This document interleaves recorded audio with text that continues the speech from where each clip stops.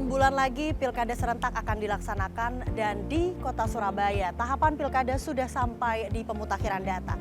Diperlukan partisipasi masyarakat dalam proses ini. Bagaimana partisipasi aktif masyarakat yang diharapkan selengkapnya akan kita bahas di Dialog Buletin Jatim. Ini kita akan membahas seputar tahapan, anggaran dan juga pemutakhiran data yang sudah dilakukan oleh KPU Kota Surabaya karena kita mengingat 6 bulan lagi nih Pilkada akan dilaksanakan serentak dan kita kali ini membahas bersama dengan Komisioner KPU Kota Surabaya, Ibu Nafila. Ibu, bagaimana kabarnya? Alhamdulillah, baik. Sehat ya, Bu ya. Bu, kita langsung masuk ke pembahasan karena ini sudah masuk di tahapan begitu 6 bulan lagi. Sebenarnya apa saja tahapan yang sudah dilakukan oleh KPU Surabaya? Jadi tahapan pilkada itu sudah terlaksana sejak akhir tahun 2023. Jadi kita ini menyelenggarakan pemilu belum selesai, beririsan dengan tahapan pilkada. Oh begitu. Jadi untuk tahapan yang sudah kami lakukan, karena awal itu berdasarkan peraturan KPU nomor 2 tahun 2024, tahapan dan jadwal pilkada, di awal kita harus sudah ada anggaran gitu ya. Nah, perihal anggaran itu sudah disiapkan oleh pemerintah Kota Surabaya. Nah, untuk tahapan awal kita lebih banyak sosialisasi kepada masyarakat, kemudian pendaftaran pemantau pemilu. Kita sudah merekrut badan ad hoc di tingkat kecamatan dan tingkat kelurahan. Hari Minggu kemarin kami baru melantik 459 PPS.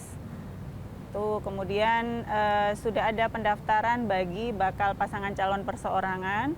Ada 2, namun keduanya dokumen kami kembalikan karena tidak kurang dari jumlah kebutuhan syarat minimal dukungan. Kalau sosialisasi yang sudah dilakukan oleh KPU Surabaya kemarin apa saja, Bu? Sosialisasi sejauh ini kita ada sosialisasi tatap muka, jadi ada kurang lebih 8 segmen, ada netizen, ada kelompok marginal, perempuan. Nah itu kita sasar langsung tatap muka melalui komunitas-komunitas. Jadi kita memang ada 8 segmen itu supaya lebih pas gitu ya pola-pola sosialisasinya kepada masyarakat.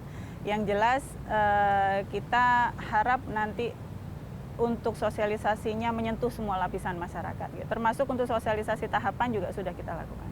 Selain tahapan, Bu, apa saja poin penting yang disosialisasikan kepada masyarakat untuk tahapan pilkada kali ini? So far lebih banyak ke tahapan umum, Mbak ya, karena untuk bakal pasangan calon nanti yang akan berkontestasi pada 27 November itu pendaftarannya masih di bulan Agustus. Jadi yang kita sosialisasikan perihal tata cara pencoblosan kurang lebih sama sih. Kemudian karena event ini tidak hanya pemilihan wali kota tapi juga gubernur, kita juga mengedukasi masyarakat. Nanti di TPS ada 2 jenis surat suara gitu ya untuk memilih gubernur dan wali kota gitu. Selebihnya tentang tahapan sih. Kemudian kalau untuk badan ad hoc yang direkrut tadi Bu Nafila ini dari mana saja, kemudian mereka nanti tugasnya akan seperti apa? Badan ad hoc KPU itu ada di tingkat kecamatan. Kita ada 31 kecamatan se-Kota Surabaya, jadi sudah dilantik 155 orang. Kemudian ada 153 kelurahan, sudah kita lantik 459 orang. Berikutnya kita akan membuka rekrutmen badan ad hoc Pantarlih, jadi petugas pemutakhiran data pemilih yang nantinya akan melakukan coklit dari rumah ke rumah. Nanti terakhir disusul rekrutmen KPPS. Tugasnya jelas berbeda pada masing-masing tingkatan. Untuk PPK dan PPS nanti akan banyak membantu kita dalam tahapan pemutakhiran data pemilih misalnya yang saat ini sudah berlangsung. Kemudian nanti untuk sosialisasi ke masyarakat sampai nanti melakukan BIMTEK secara berjenjang ke Pantarlih maupun ke KPPS. Kalau kita bicara tahapan yang lebih rinci, Bu, sebenarnya ini berarti kemarin sudah sosialisasi, kemudian sekarang perekrutan. Nah, yang sekarang sedang dilakukan, ini apa saja? Sekarang kita sedang ongoing proses pemetaan TPS. Jadi tahapan pemutakhiran data pemilih itu adalah tahapan yang paling panjang, termasuk di pemilu dan pilkada. Jadi sampai hari pemungutan suara pun nanti pasti masih ada pemilih yang tidak terdaftar di DPT, kemudian tapi memenuhi syarat sebagai pemilih maka boleh menggunakan hak pilihnya nanti di TPS. Jadi kita saat ini tahap awal KPU RI, KPU Republik Indonesia sudah menerima DP4. DP4 itu dari Kementerian Dalam Negeri diserahkan kepada KPU untuk disinkronisasi dengan DPT pemilu terakhir. Nah, nanti keluar yang namanya daftar pemilih hasil sinkronisasi atau DPHS. sekarang data itu yang kemudian dipetakan oleh teman-teman PPK dan PPS untuk nanti terisi gitu ya. Kita jumlah TPS-nya sekota Surabaya ini berapa? Jumlah pemilih per TPS-nya berapa? Nah, nanti diketahui dari pemetaan TPS ini.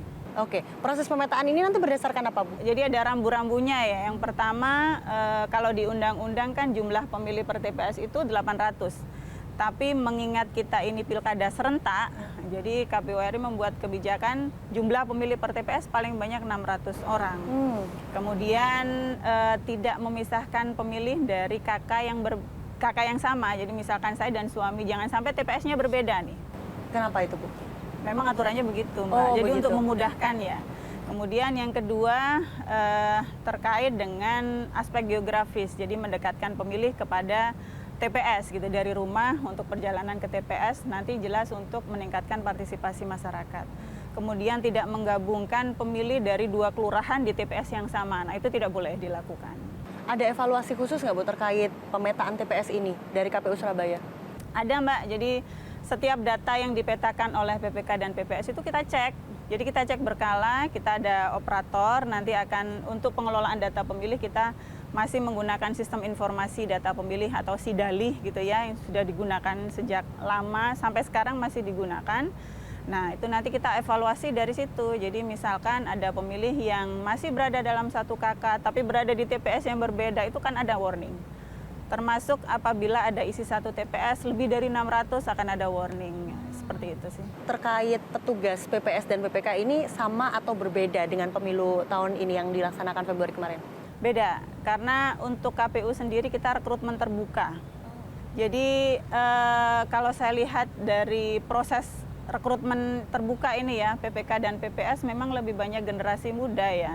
Dari situ saja saya sudah bisa membayangkan gitu bahwa kepedulian generasi muda saat ini untuk terlibat langsung ke dalam pemilu bukan hanya sekedar menggunakan hak pilihnya datang ke TPS, tapi terlibat sebagai penyelenggara itu sudah mulai meningkat gitu. Baik, selanjutnya ini kita membahas terkait anggaran yang tadi sudah sempat disinggung oleh Bu Nafila.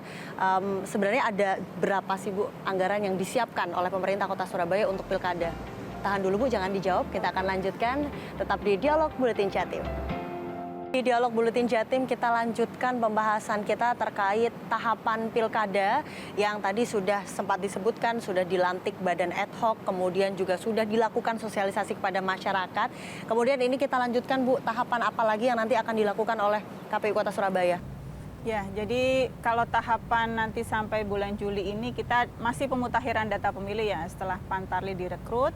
Kemudian nanti ketemu jumlah Pantarlinya coklit kurang lebih 1 bulan, jadi dimulai akhir bulan Juni sampai awal Juli. Nah, setelah itu masih terus ini panjang proses sampai nanti DPT, daftar pemilih tetap itu di bulan September. Nah, kemudian di bulan Agustus ada pengumuman pendaftaran pasangan calon. Jadi kalau di pilkada itu ada 2 jalur ya. Yang pertama dari jalur perseorangan, itu kemarin sudah tidak memenuhi syarat. Yang kedua dari jalur yang didukung oleh partai politik. Nah, itu nanti diumumkan di bulan Agustus. Kemudian setelah diumumkan ada proses pendaftaran. Setelah itu ada proses penetapan gitu ya. Verifikasi dulu baru penetapan. Kemudian nanti dilanjutkan dengan masa kampanye. Masa kampanye itu di bulan September sampai 25 September sampai nanti 23 November. Jadi menjelang 3 hari sebelum pemungutan suara.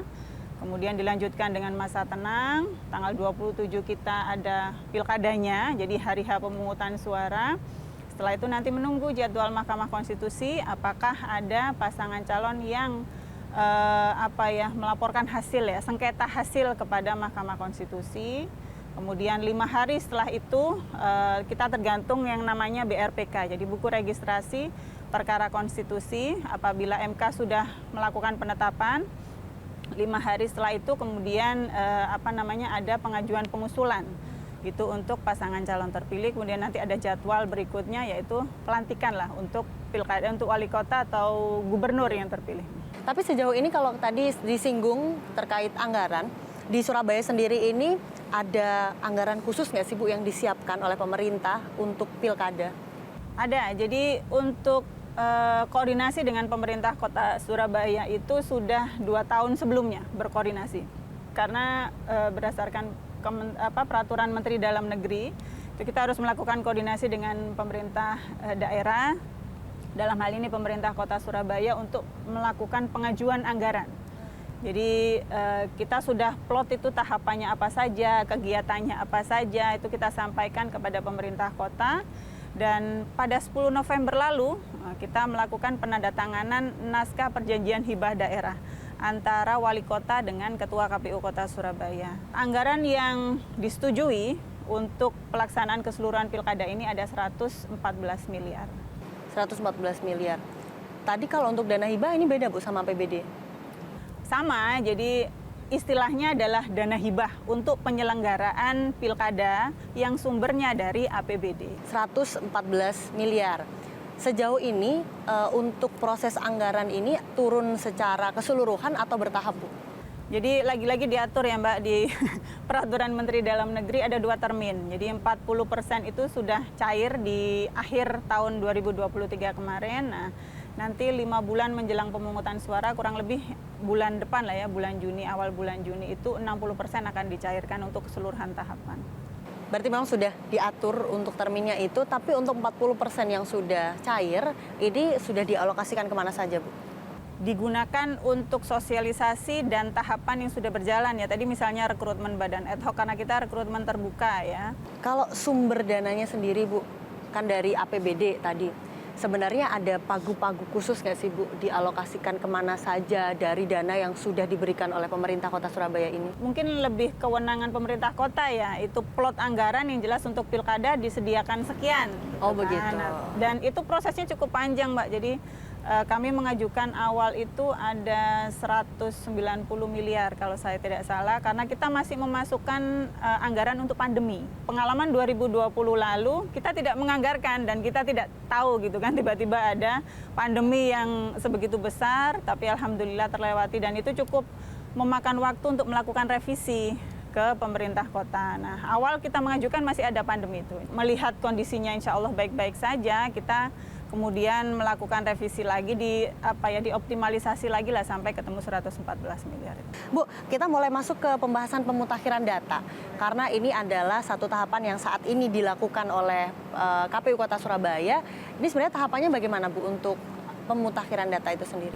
Jadi untuk tahapan pemutakhiran data di pilkada sebenarnya tidak jauh berbeda dengan pemilu ya. Kita masih menggunakan prinsip de jure. Artinya untuk pemutakhiran data pemilih berbasis dokumen kependudukan KTP elektronik atau sekarang IKD juga sudah bisa. Jadi identitas kependudukan digital itu sudah bisa digunakan. Untuk tahapan pemutakhiran tadi saya sebut di awal, sekarang proses pemetaan TPS. Setelah itu ada coklit. Jadi warga Surabaya nanti supaya bersiap ya menyiapkan dokumen kependudukannya untuk kita sesuaikan dengan data pemilih kita. Kemudian berikutnya tetap rekapitulasi berjenjang dari PPS, kemudian PPK, diumumkan ke masyarakat untuk diberikan tanggapan masyarakat, direkapitulasi lagi, jadi cukup panjang ya Mbak, sampai nanti penetapan DPT dijadwalkan di bulan September pertengahan. Oke, Bu, tapi kalau kita berbicara pemutakhiran data, itu sebenarnya banyak sekali permasalahan-permasalahan yang ditemukan di lapangan. Misalkan KTP-nya Surabaya, tapi sekarang tinggalnya di Malang atau di Sidoarjo. Nah, seperti itu apakah masuk di tahapan pemutakhiran data? Tunggu dulu, Bu, jangan dijawab. Kita akan lanjutkan. Pemirsa tetap di Dialog Buletin Jatim. Pemirsa, kembali di Dialog Buletin Jatim, kita lanjutkan pembahasan kita. Kali ini kita akan lebih membreakdown lagi terkait pemutakhiran data yang akan dilakukan oleh KPU Kota Surabaya. Bu, sekarang berarti sudah dilakukan pemetaan tadi ya, sudah kita bahas, dan ini dilakukan oleh PPS dan juga PPK. Nah, ini apa saja, Bu, yang akan dilakukan di sana? Jadi data itu turun ke kami dalam jumlah 2.200.000 sekian gitu, cukup banyak ya. Jadi Kota Surabaya ini jumlah penduduknya paling banyak, jumlah DPT-nya paling banyak, TPS-nya juga paling banyak se-Jawa Timur gitu kan. Nah, kami sudah istilahnya melakukan pemetaan TPS ya, ada rambu-rambu yang tidak boleh dilanggar gitu. Nah, dalam prosesnya ini nanti kita akan dibantu sistem informasi data pemilih. Nah, yang sudah dilakukan sejauh ini adalah menempatkan pemilih berdasarkan alamat rumah terdekat dalam satu TPS. Sejauh ini jumlah TPS-nya mendekati 4.000, jadi susut ya dari pemilu. Kalau pemilu kemarin kan jumlah pemilih per TPS-nya 300, ada 8.167 TPS. Nah sekarang separuhnya, oh betul, karena jumlah pemilihnya 600 gitu kan. Nah itu sejauh ini yang kami lakukan. Nanti jumlah TPS ini karena kan berpengaruh terhadap jumlah pantarli yang akan direkrut. Skema perencanaan dari KPU RI, nanti satu TPS itu misalkan lebih dari 400, maka akan dihandle oleh 2 orang pantarli. Karena kan melihat kondisi geografis se-Indonesia ini kan tidak sama dengan Surabaya yang cukup padat ya. Misalkan di daerah Kalimantan mungkin, atau di daerah Riau, di daerah Papua, bisa jadi satu TPS itu jumlah pemilihnya di bawah 400, maka dihandle 1 orang pantarli. Maka dari itu kita melakukan percepatan pemetaan TPS untuk mengetahui berapa jumlah petugas pemutakhiran data pemilih nanti yang akan kita rekrut gitu. Kemudian kalau untuk tahun ini Bu, apa ada aturan-aturan khusus terkait pemutakhiran data? Prinsipnya masih sama Mbak, jadi de jure tadi itu dokumen kependudukannya disiapkan. Kami harap sih warga Surabaya ya, karena ini nanti eventnya untuk pemilihan wali kota dan pemilihan gubernur, status perkawinan misalkan. Kemudian apabila pindah rumah masih berada dalam satu kelurahan ya mohon tetap diupdate gitu kan, karena untuk di Surabaya sendiri untuk updating data kependudukan kami koordinasinya sangat baik dengan teman-teman di Spenduk Capil Surabaya, termasuk sosialisasi bahkan menjelang pemungutan suara. Karena di data pemilih kami itu yang berusia 17 tahun itu sampai pada tanggal 27 November. Artinya sekarang nanti ketika coklit masih ada yang berusia 16. Iya. Ada. Dan di Spenduk punya datanya. Kita itu koordinasinya cukup bagus ya dengan teman di Spenduk Capil. Mereka bahkan buka pelayanan itu di weekend. Hari Sabtu, Minggu menjelang pemungutan suara biasanya untuk mendorong para pemilih pemula yang memang belum perekaman KTPL. Jadi kami khawatirkan memang mereka tidak bisa menggunakan hak pilihnya padahal sudah ada di DPT kami gitu. Tapi sejauh ini apa ada kendala-kendala tertentu yang dihadapi ketika pemutakhiran data? So far kemarin dari hasil rapat koordinasi se-Jawa Timur ya, data dari DP3AK itu memang untuk Surabaya sendiri cukup masif untuk mendorong perekaman sampai jemput bola ke sekolah-sekolah. Wow. Jadi ada mobil keliling untuk perekaman. Nah, sejauh ini masih terus berjalan. Jadi itu hasil koordinasi kita sudah sejak Pilkada 2020 dan ternyata sejauh ini masih bagus gitu ya. Teman-teman di Spenduk Capil dalam mendorong warga Surabaya ini untuk aware terhadap dokumen kependudukan. Bu, tapi kalau kita misalkan mulai ngomong permasalahan-permasalahan yang ada di lapangan, misalkan KTP-nya Belinda Surabaya begitu, tapi tinggalnya di Malang atau di luar kota yang lainnya. Ketika ini konteksnya pilkada berbeda dengan pilpres yang surat suaranya ada di mana-mana, nah ini bagaimana menyikapinya? Jadi penduduk Surabaya ini mobilitasnya cukup tinggi ya. Ada yang ber-KTP Surabaya, tinggalnya di daerah penyokong, jadi di daerah Sidoarjo, di daerah Gresik, Mojokerto, atau bahkan kerjanya di Surabaya tapi KTP-nya di luar gitu kan. Iya. Nah, kami hanya punya wewenang untuk melakukan pendataan, memasukkan ke DPT terhadap yang ber-KTP Surabaya. Tapi nanti ada proses DPTB atau pindah pilih.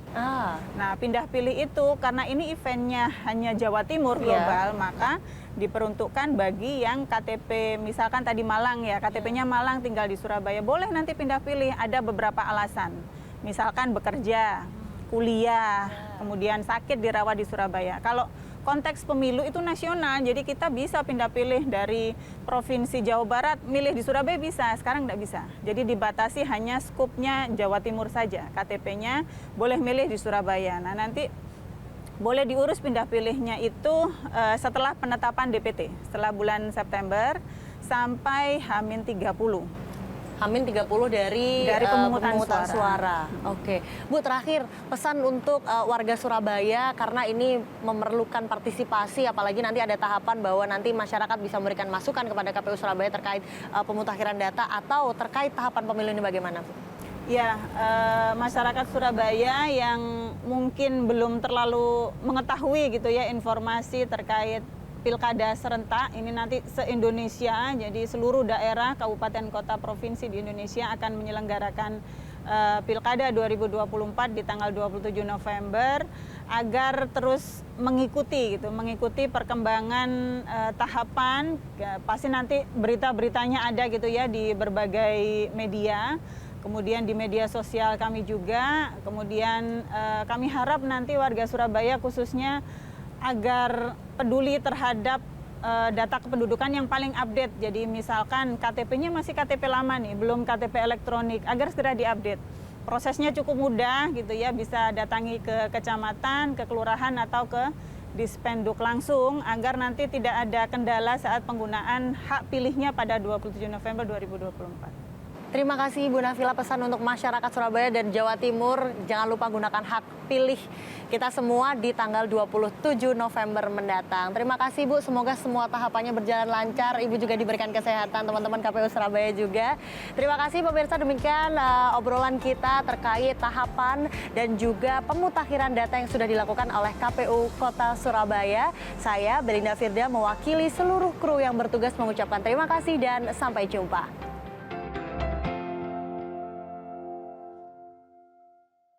Jelajahi cara baru mendapatkan informasi. Download Metro TV Extend sekarang.